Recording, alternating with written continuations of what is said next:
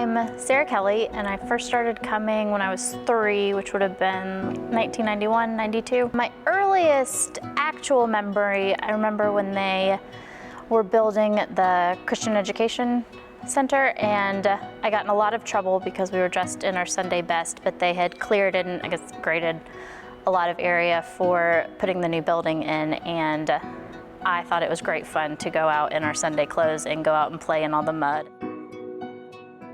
So we actually were introduced to Advent by our next door neighbors, and my parents were kind of looking around. We were going to a church downtown, and they wanted a smaller church that could, be more interactive and have a better children's program.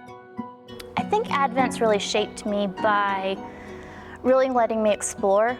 It was really meaningful to me to be able to grow up both in the children's and youth programs where it was okay to ask questions.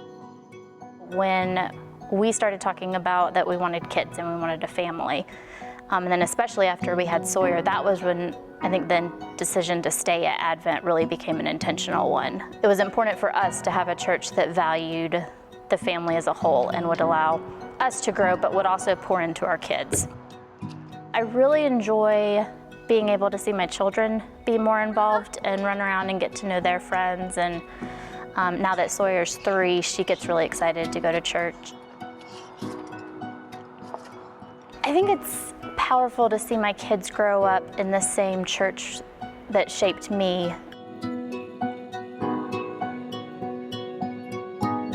The core things that make Advent Advent to me is just the community. I feel like people really care about you and really care about who you are. I think this is a place where even, kind of a small idea or just a couple voices, God can work within that, and then all of a sudden big things are happening. Anytime a door has opened, God's just responded and the opportunities have poured in. I think we should think about beyond now, because I think anytime, we set kind of an endpoint or we think this is our goal, we think this is it, I think in this church it limits us. Going beyond now and going on beyond maybe what we can imagine. I think when, my parents let me run around the hall and ultimately decided on this church because I liked it better than the other church with the donuts, that I don't think they imagined me getting married and staying here and now having my daughter and my son run around the halls.